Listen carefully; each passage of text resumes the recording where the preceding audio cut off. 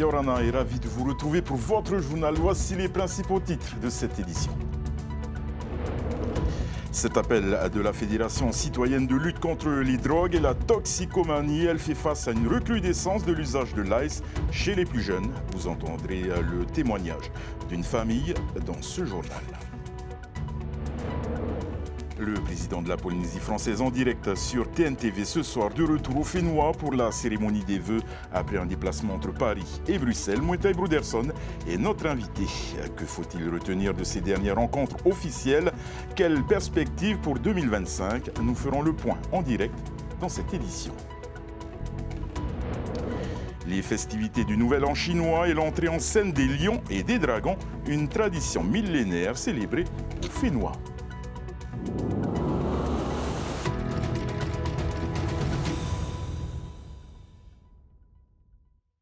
C'est un fléau au Fénois, voire un poison. Aujourd'hui, nos jeunes sont plus que jamais concernés par l'usage de l'ice. Derrière l'addiction des consommateurs, la détresse des familles qui interpellent les autorités.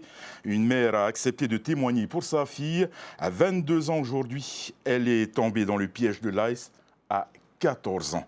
Elle s'est confiée au micro de Heimanu Manutei et Tauhiti Toniwa Moussan. C'est une mère de famille en souffrance que nous avons rencontrée. Si elle souhaite garder l'anonymat, c'est pour protéger sa fille qui avait seulement 14 ans lorsqu'elle a consommé pour la première fois de l'ice. Il y a deux choses. Lorsqu'on prend, on est bien. Après, il y a la descente. La descente, c'est que l'effet part. L'effet part, on devient violent. On n'arrive plus à se contrôler. C'est n'est pour rien. Il faut tout à la portée de la personne. Mais lorsque on ne peut plus supporter cette façon d'être avec sa maman, d'être comme elle a fait, toi, les violences, c'est trop dur. Perte de contrôle, insultes et provocations, tels sont les comportements constatés par cette mère qui a vu impuissante l'adolescente plongée dans l'enfer de la drogue. Mon mari n'accepte pas le fait que je m'occupe d'elle. Pour lui, c'est une adulte, elle est grande, majeure. On n'a pas à s'en occuper. Moi, je ne peux pas laisser ma fille, c'est mon enfant. Comme je l'ai dit, c'est notre enfant avant tout. Ne la juge pas sur ça, mais essaye de la sortir de là. Une détresse ressentie à travers un suivi de proximité par la Fédération de lutte contre les drogues et la toxicomanie. Voici 2 semaines qu'elle a été créée. Ce matin, ils se sont retrouvés pour définir ensemble leur mission pour les 3 prochaines années. On a ciblé notamment la prise en charge de ces victimes au niveau de la santé, au niveau des urgences, donc par rapport au protocole d'internement par exemple, la proximité d'intervention dans les familles, dans les quartiers, ce sont les principales, on va dire, urgences. Parmi les combats menés par la Fédération, le protocole d'internement par un tiers, un processus difficile à mettre en œuvre. On nous parle d'un protocole d'internement par un tiers, donc on a eu l'occasion de pouvoir l'expérimenter à 2 jours en accompagnant une famille en détresse. Malheureusement, la famille n'a pas été entendue parce que quand on parle d'internement par un tiers, donc c'est un parent, c'est l'entourage. Là, clairement, il n'y a rien qui existe. En 2022, une cellule de prévention et de sensibilisation a été créée en partenariat avec l'État et le pays. Une initiative, selon la Fédération, qui n'a pas eu les effets escomptés. L'urgence est là car d'après les indicateurs, le trafic s'est intensifié et l'ice progresse chez les jeunes consommateurs. La Fédération interpelle aujourd'hui les autorités. Mouetaï Bruderson est de retour au Fénois après une série de rencontres entre Paris et Bruxelles. Hier soir, il a partagé un message d'espoir et de respect lors de la traditionnelle cérémonie des vœux. Il est ce soir l'invité de ce journal à l'occasion de faire le point sur l'actualité locale, nationale et internationale. Monsieur le Président Yorana, merci d'avoir accepté notre invitation. D'abord, une réaction à ce témoignage que vous venez de voir.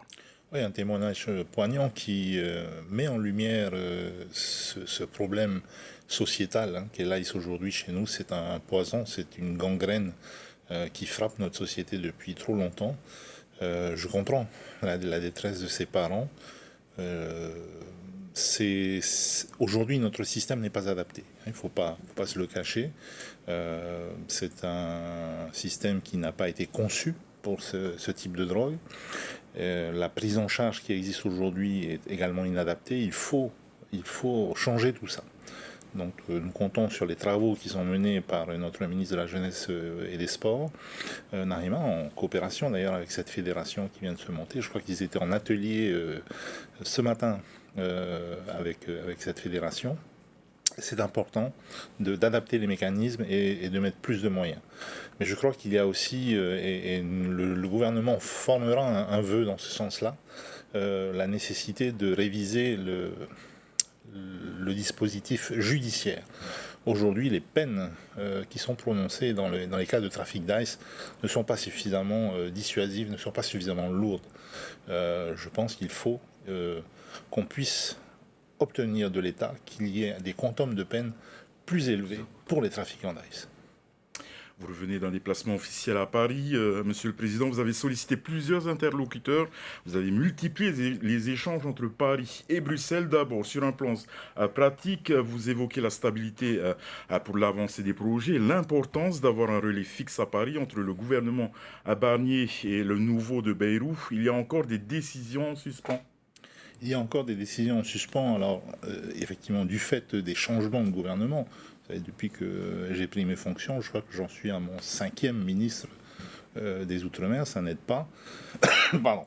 Et nous avons besoin d'avoir des interlocuteurs constants à Paris pour le suivi des dossiers. Nous avons tout un ensemble de dispositifs conventionnels qui nous lient à l'État et il faut faire le point sur ces dispositifs. Nous avons eu une mauvaise surprise un peu avant Noël sur le contrat de développement et de transition pour la partie commune, avec une division plus que par deux de la quote-part qui est mise par l'État.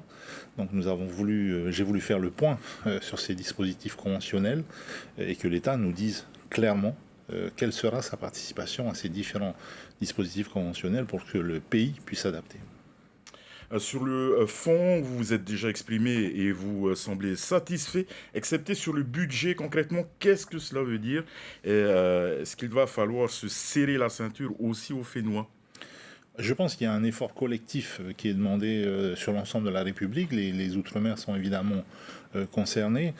Le ministre des Outre-mer a réussi à faire passer un budget qui est en augmentation malgré tout pour les crédits de la mission Outre-mer que lui gère à son niveau. Mais ça représente pour l'ensemble des Outre-mer 3,5 milliards d'euros.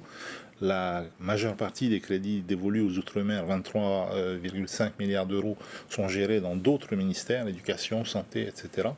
Il faut qu'on reste attentif à tous ces dispositifs et à toutes ces missions qui ne sont pas encore aujourd'hui actées, puisque, vous le savez, il y a eu un échec du passage de la loi de finances.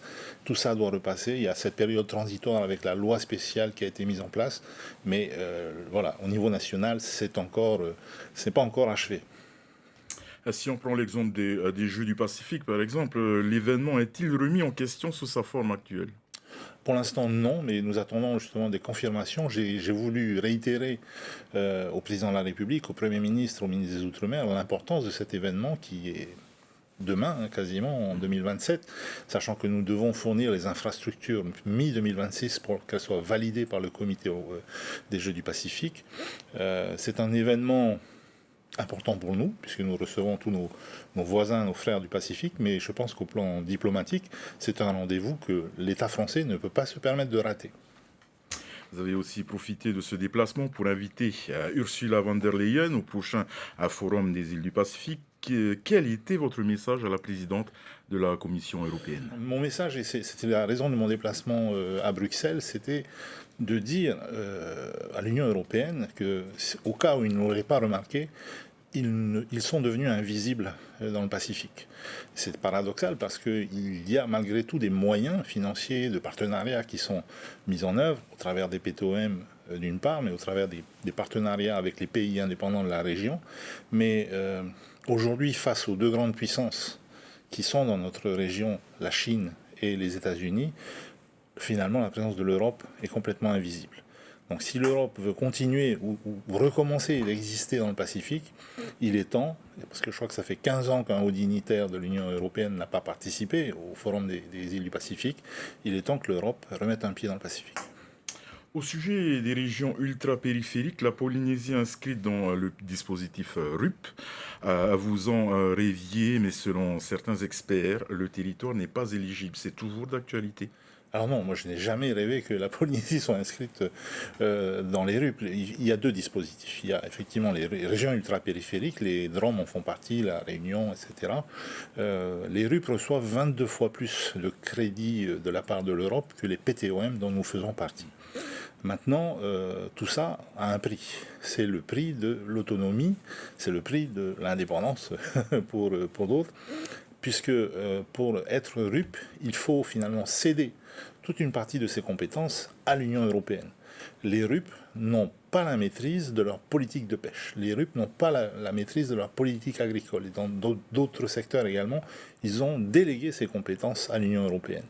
Vous pensez bien que la succession des présidents autonomistes n'a pas voulu aller dans ce sens-là. Ce n'est pas un président indépendantiste qui ira dans ce sens-là. Moi, je plaide pour une augmentation des moyens dévolus au PTOM. Dans l'actualité, il y a aussi ces actions de l'Azerbaïdjan dans les territoires ultramarins. Le ministre des Outre-mer, Manuel Valls, dénonce des opérations d'ingérence et de déstabilisation. Quelle est votre position? Vous condamnez, comme le ministre, ces agissements? Moi, je n'ai pas à condamner je n'ai pas lu réellement les déclarations de Manuel Valls. L'État a sa perspective sur ce qui se passe dans ces collectivités. Les collectivités elles-mêmes ont leur perspective qui peut être différente. Je ne sais pas ce que veut l'Azerbaïdjan. Ce n'est pas mon souci. Mon souci, c'est que l'État précise ses intentions pour ces collectivités et entame un réel dialogue, que ce soit en Nouvelle-Calédonie ou chez nous. Un congrès du Front international de décolonisation a été organisé jeudi et vendredi en Nouvelle-Calédonie. Justement, nous comprenons que les membres du Taveni Huratira étaient présents. Vous soutenez cette action? Ça s'inscrit dans la logique de la ligne politique du Taveni Huratira. Maintenant, c'est ce que j'ai toujours dit et c'est ce que je continuerai à dire. Moins l'État mettra en place le dialogue, plus les partis politiques qui cherchent la souveraineté, qui cherchent l'autodétermination, devront se tourner vers d'autres possibilités.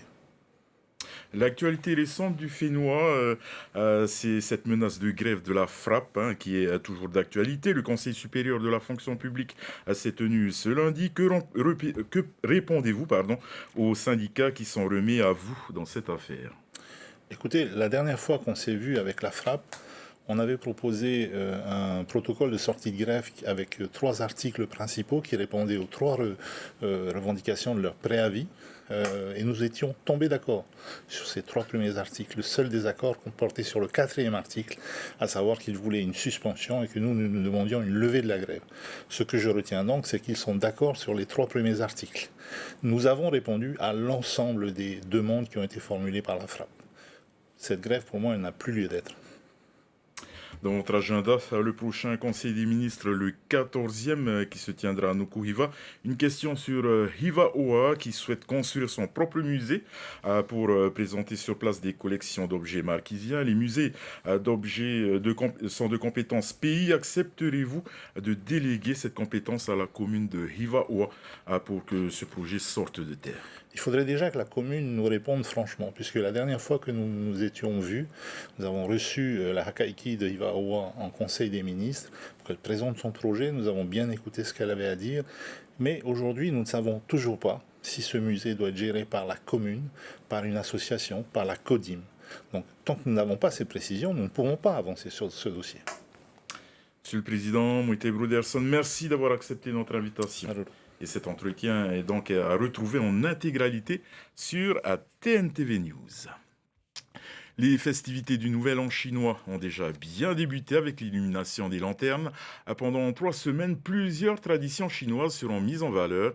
Celle de la danse du lion et du dragon reste une étape importante pour la communauté chinoise et polynésienne à la fois.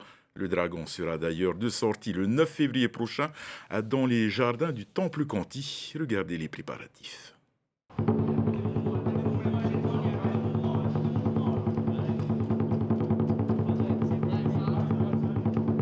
Avec une dizaine d'élèves de son école de Kung-Fu, Charles Lo perpétue la pratique de la danse du dragon. Le Nouvel An chinois est quasiment la seule occasion pour la pratiquer.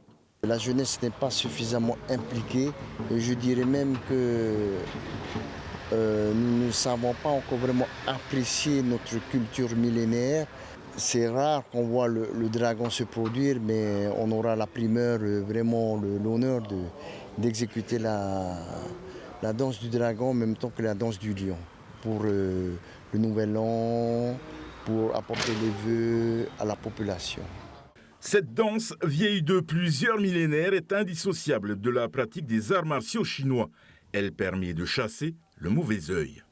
C'est pour chasser les mauvais esprits, apporter la prospérité, la protection et tout. Donc il fut un temps dans un empire chinois, il y avait tout le temps des incidents, des accidents.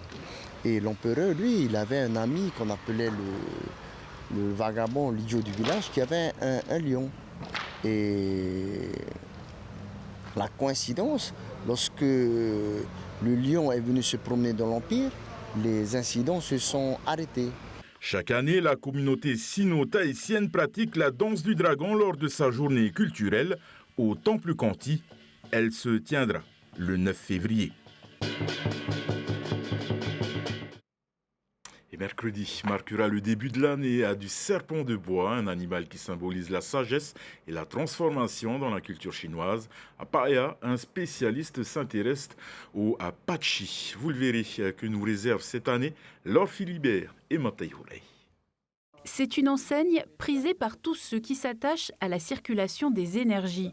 Installée à Paea, elle réalise également des bilans Pachi, une forme d'astrologie qui repose sur 8 caractères. Elle s'appuie sur le calendrier, vos heures et dates de naissance. Gabriel s'est formé avec des spécialistes reconnus en Malaisie. Le Pachi détermine le potentiel chance d'une personne par rapport à sa destinée, s'il est chanceux ou pas, et son chemin de vie. Ça caractérise le potentiel chance d'une personne. Moi, j'appelle ça le CV intérieur d'une personne. Je me bats un peu contre les fake consultants. La seule solution de savoir si ce n'est pas un fake consultant, il faut lui demander s'il est diplômé et de montrer ses diplômes. Au Fénois, il y a un engouement pour ce type d'astrologie. Il n'y a pas beaucoup de personnes de confession chinoise qui viennent me voir. C'est plutôt de la communauté polynésienne. Le Pachi, il est utilisé par beaucoup de chefs d'entreprise, dont et aussi des hommes politiques, dont Donald Trump. Pourquoi il s'est attelé les services de Elon Musk? Ça se traduit par le Pachi.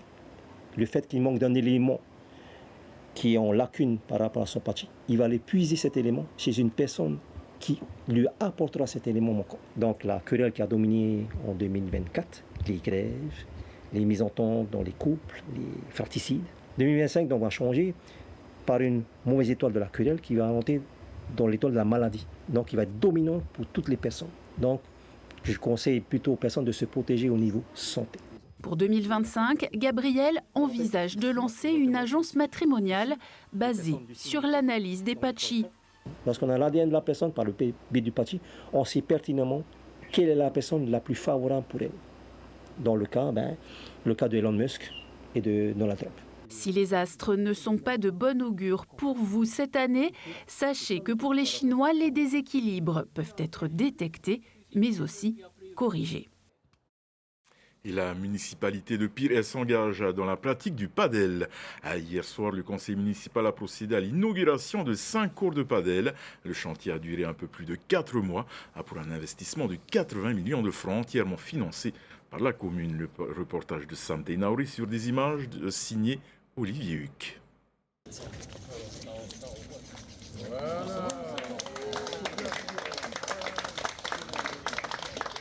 Le chantier n'aura duré que quelques mois pour transformer les cours de tennis tombés en désuétude en cours de padel.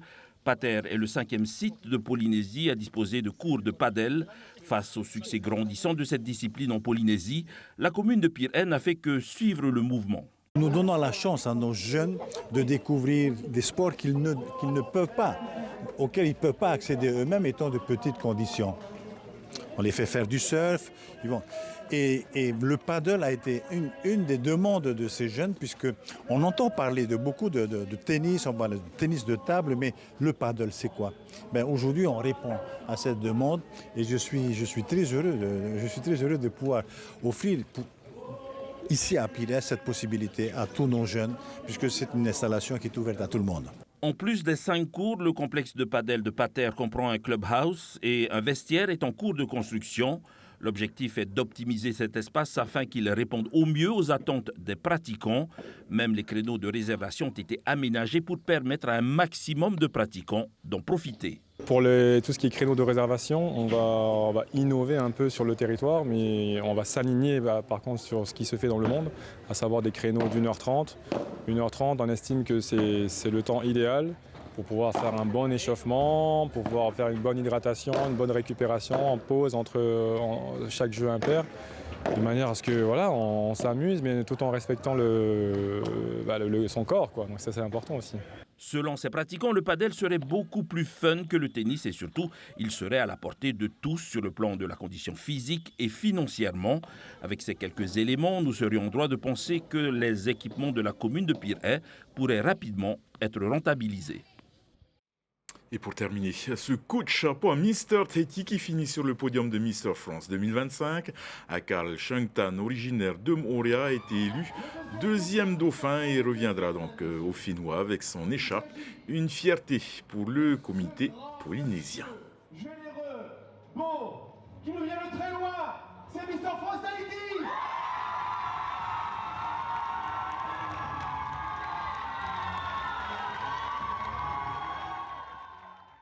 Voilà, nous arrivons au terme de cette édition. Votre soirée sur Tétini Télévision. Ne manquez pas dans quelques instants votre magazine de la glisse Waves suivi de la finale de la Star Academy. Prenez soin de vous et excellente soirée sur Tétini Télévision.